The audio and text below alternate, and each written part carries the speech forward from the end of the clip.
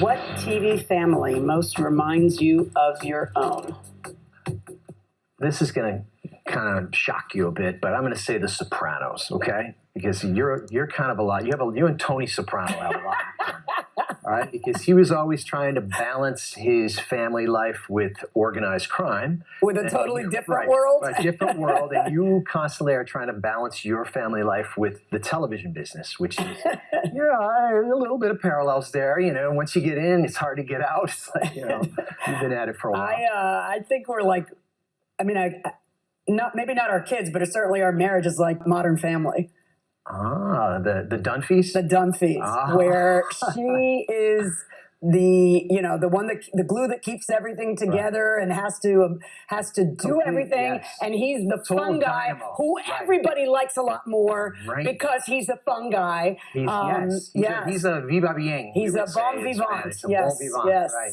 I can see that. I have a certain kinship with that guy. Have you ever been so mad at a litigant or a defendant that you took out your anger on the people in the following case? Oh no. I think it's, I do get mad, but I think also in my personal life, I know this will come as a shocker, but I do get mad. But I think I get over it pretty easily.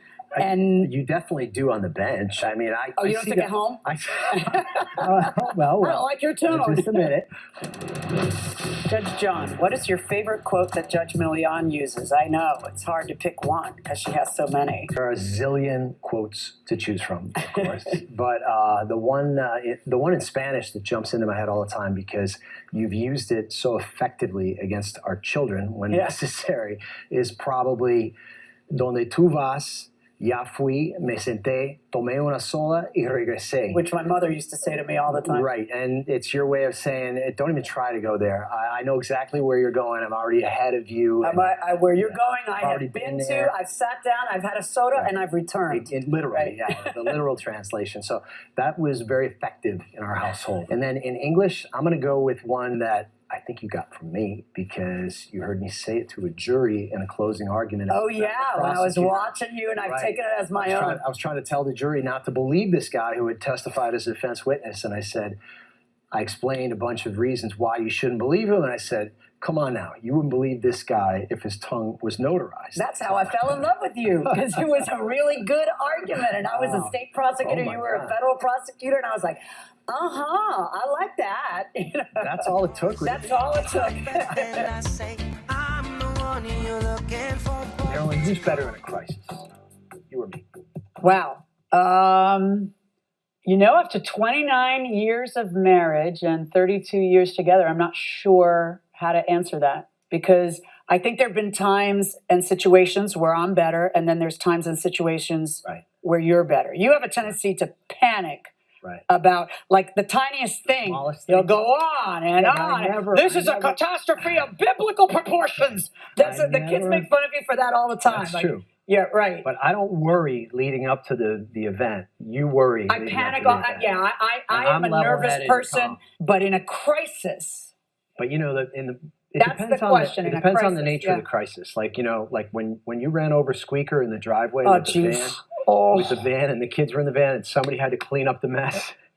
I took care of it. Yeah. And who stole your wallet back from the pickpocket? Oh my gosh! That's how I fell in love with you. Broadway, we were crossing 6th Avenue to go watch a show, and somebody reached into my purse and took my wallet. Right. And I wasn't sure. You said, "Are you sure?" I said, yes, I'm sure. We bamboozled them in the middle of the street in a 6-lane highway. You were screaming at them, showing your badge, and they're like, "What are you talking about?" And they just handed back the wallet. Right. And everybody on the sidewalk said, "Are you crazy? I know. This is New York. You can't do that."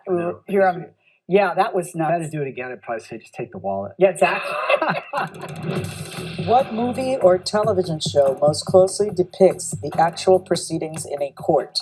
We're talking about other than the People's Court, right? Which is, of course, the original. You're going to be surprised at my choice, but I'm going to go with My Cousin Vinny. I mean, I think that even though it's, crazy stuff and people doing madcap things inside the courtroom and outside, the judge is actually a stickler for procedure, and he handles the arraignment like any judge would handle the arraignment. And at trial, he's kind of on the lawyers. He's trying to control the courtroom. He's trying to make sure they're asking the right kinds of questions and generally sticking to the rules of criminal procedure. So just my take. What do you think? I don't know. I don't watch that many TV shows that have to do with exactly what I do all day. You've had enough of it by right. the time you walk in the door. Right, at the end of but the day. I do read a lot of books that have a lot to do with what I do all day. But yeah, I'm not sure my Cousin Vinny would have been my choice, but it's my favorite movie. So All right. Well, very good. Well, I have to give honorable mention or second place to an oldie but goodie. The Three Stooges episode called Disorder in the Court. That's one of my faves. Why? It's not quite so realistic. Why? Because it's the scene where Curly's got a hat in his hand and he puts his hat on and the bailiff says, "Take off your hat." And he takes it here and he goes, "Raise your right hand." Puts the hat back on his head. He goes, "Take off your hat." What is your favorite gift to give and receive? My favorite gifts to give are wine or food, because some of it usually kind of bounces back at me and I end up getting a little bit of it. I end up with a little taste.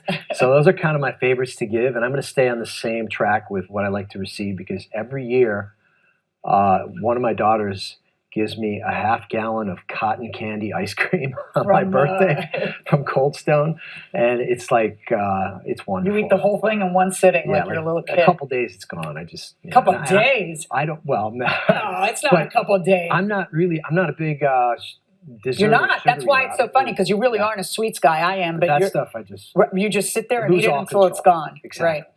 How about you? Probably to give. I like to give experience as opposed to things. Right. You know, like a massage or a dinner or something to like a show. something that that you use and You it's have an over. experience. And to receive, I like to receive self-care stuff like candles and Right. Although for things. you're very much a romantic when it comes to receiving gifts. So I mean, if I were to give you some really nice earrings or something, and I just kind of threw them at you and said, "Here, I got you these earrings," No. it would not really I thrill get you. my own But earrings. if I got earrings from a gumball machine at Kmart and I gave them to you in some romantic way, Yes. you'd be thrilled. Well, You'd not be from wearing a them gumball right machine now. in Kmart, but yes, it's the gesture. It's about the delivery. the gesture. and the Yeah, I gesture. can buy my own earrings.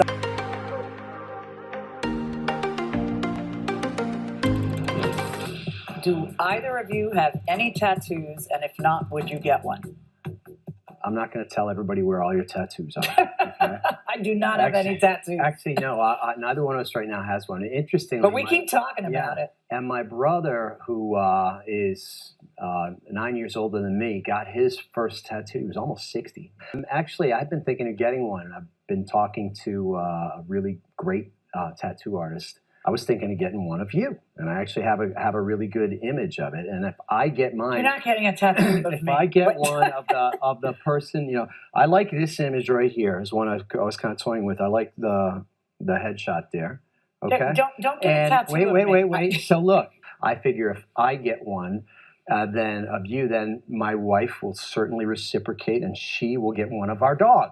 Somewhere, probably, right? You'll have our dog, and I'll have you.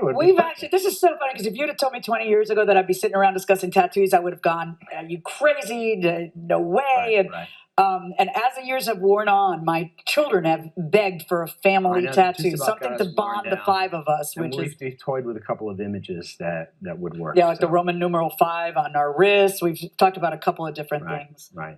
Yeah. Who knows? Maybe we'll get there. If we I do, don't know. we'll I do think the, we're all just we'll do the talking big garbage. reveal in these chairs that Yeah, okay. in a few months. Who Yeah. knows? The question is there anything the other one does that you find annoying? If so, have you told John? And have you, John, told Marilyn?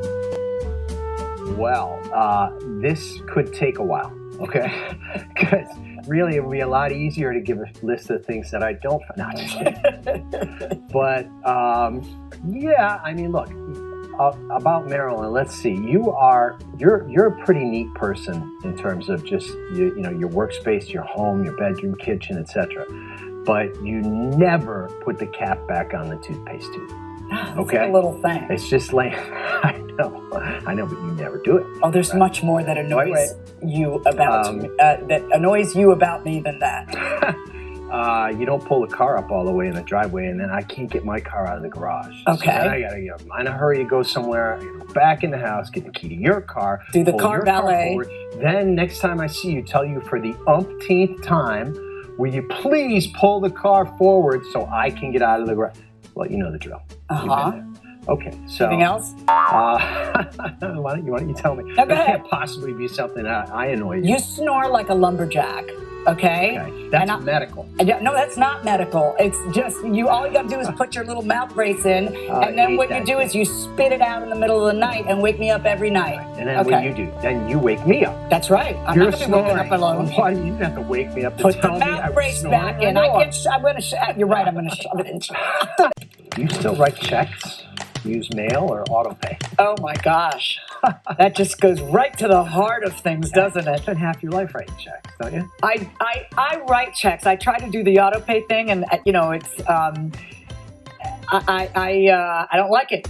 We're back to paper. That didn't last long. I'm digital on most things. I need to have the checkbook. I need to have those. My dad, Jorge Milian, taught me. Right, you have to have the stubs. On the left save side. them all for tax time. And not only that, when I want to know whatever, I don't have to spend 20 minutes figuring out what my password is or whatever. Right. I don't have to ask the bank. I don't have to. The bank doesn't have to give me the question. It's faster the to answer. go I've grab got the the answer stubs. in my closet. My answer's in my closet. I like my answers in my closet. Right. But I have gone digital on a lot of stuff. I criticize you a lot because you refuse to learn shortcuts that have made life grand. Right. And there are a lot Technology is supposed to make my life easier, and it's a mess. But I always have to go to my IT guy and try to get I'm the sorted IT guy. out. Exactly. But sometimes you just have to, like, if you spend half an hour, you will save hours and hours of the future. And we get frustrated, our generation, because you don't want to spend the half hour, but you have to spend the half hour. Right. How do you have a positive attitude for life and people in general after seeing people being so ugly to each other? I think it's practice, really. I think it affected me more when I first became a judge. I think after almost 30 years, it's been 30 years. Yeah. Wow, 27 years on the bench. Long time. You start to get, I don't know, I think I have a harder shell than you do. You're a much nicer guy than I am. And I think that this affects you more, wouldn't you say? It does affect me. And especially when I was on the family court bench, it made me insane. And I got home and I think I brought those psychological traumas that you experienced trying to mediate and get in between. Yeah, you were very you would always tell me, hey, they all want me to decide what happens with little Johnny. How am I better equipped than the parents? You would always be very upset that they couldn't figure down it. to how to cut little Johnny's hair, what kind of clothes they should wear, you name it. So, but I think most people at their essence are decent people, are good people, and hopefully are going to... That's the difference between you. are going to be nice to You're each a other. very positive guy. I just assume everyone's trying to pull one over on me all the time. Thank God I've got you to watch my back at that. Oh, and thank God I've got you to make me not a miserable person. Tell us about a unique family tradition that you practice in your home. Well, let's see. I mean, we have a lot of traditions. I don't know if they're necessarily unique. We watch the Macy's Thanksgiving Day Parade while we're cooking on Thanksgiving. Right. We celebrate Noche. Oh, I know one thing that we do. Go ahead. That I love, that we've done it with each child. As they've gone off to college. Right. We were big fans of the show Modern Family. That's right. And when Phil takes his eldest daughter to college, he has a T-shirt made that says, Dunphy Moving Company, and has a picture of the two of them and their child as a child. When they she were was really toddlers. little, here she was little, right. We have made that to actually one of our employees at the People's Court has done me the favor of creating that T-shirt for each of our kids when we've moved them into the dorms. We always wear it. You always wear I always it. do, to thoroughly humiliate them. Humiliate. Schlesinger Moving Company. It'll be a toddler. A picture of them as a toddler. Right. You wear it the whole time. You sweat into it, and then you give it to them, and then they sleep in it. Right. That's true. That's true. Your husband is so funny and easy on the eyes. You are lucky to have found each other. Are you territorial towards him? Sophie is pretty much the one who thinks you're the funniest of all of our kids. A tough question, but a fair Oh, one. shit. No, look, the only one who really laughs at anything I say, as you pointed out in the past, is Sophie, my youngest. She thinks I'm funny. but Everything you she's- say, no matter how many times you everybody repeat else yourself. in my house, if I make bad puns or jokes, they just roll their eyes and like, oh no, right? Yep. But I don't, look, I don't. The fact of the matter is, you are the one who is recognized in places. where No, I'm that's not. starting to happen now to you. Aw. And not only that, Pretty- they're like, pretty oh, yeah, seldom. yeah, I saw your way. And then they Pretty just keep talking to you. Once in a while. But the men hit on Marilyn. The women aren't hitting on me. They hit on you. Oh, the But women I'm- hit on But you. I'm The very, women hit on you. That's I'm not very confident. Like, I just look at it. I don't get jealous. I just look at it and I think to myself, look, I know at the end of the night who she's going to be at home snuggling with. And that's my dog. Exactly. That's my dog. Okay, Sammy. Right? I knew you were I going to try- say that. So it's, so I don't worry too much about it. Do you have a favorite fan encounter? I do. And It was the very first week that I was on it was maybe in the first few weeks that I was on the air. Mhm. And a fellow was in front of me in line to get on an airplane. I was coming back from New York from taping. And he turned around, looked at me, and just got on the phone, went like this, and said, "Speak to my mother." just like Just like that, and handed me the phone. And I chatted with his mother for about a minute. I said, "You got quite a son," because I don't know if my kids would embarrass themselves that way on my behalf. It was so this cute. guy's mom was a super fan. Yes, yes. That is too funny. Yeah. Wow. How about you? Funny you should ask, Marilyn. In order to have a fan encounter, you have to have, there's a prerequisite to that. You have to have fans. But you were in So Publix someday- the other day. You someday- were at the grocery And what? store. And what did the checkout lady tell you? She asks about you all the time. Right, She right, did but ask- she was said very saw excited. us. She said she had very excited. seen That was you. Barbara over at Publix. Right, yeah. right. And what did she Super say to you? Oh, I saw you guys on TV. Say hi to Judge Milian. That sort of What thing. else did she say? You don't remember? No, what Said, else did she You make her blush. Marilyn, are you an optimist or a pessimist? What do you think? Well, I think I'm a happy person, Okay. but I That just- suggests optimism. That suggests optimism. But I am also very much a lawyer, Yeah. and I'm very much Jorge Milian's daughter. Right. Which And means you're cynical and you don't cynical, trust anybody I don't ever. trust anybody. I just assume someone is trying to stick it to me at all times. all the time. All the time. So I'm just always looking Because to they make us- sure I'm because not they taken advantage of. Usually they are. Because they are.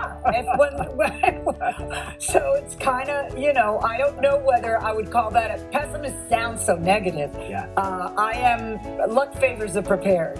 And I just prepare all the time for the wrong or Right. bad thing happening. Right, right. Does that make me a pessimist? I don't think so. I But think you're generally optimistic. I yeah. guess. What about you?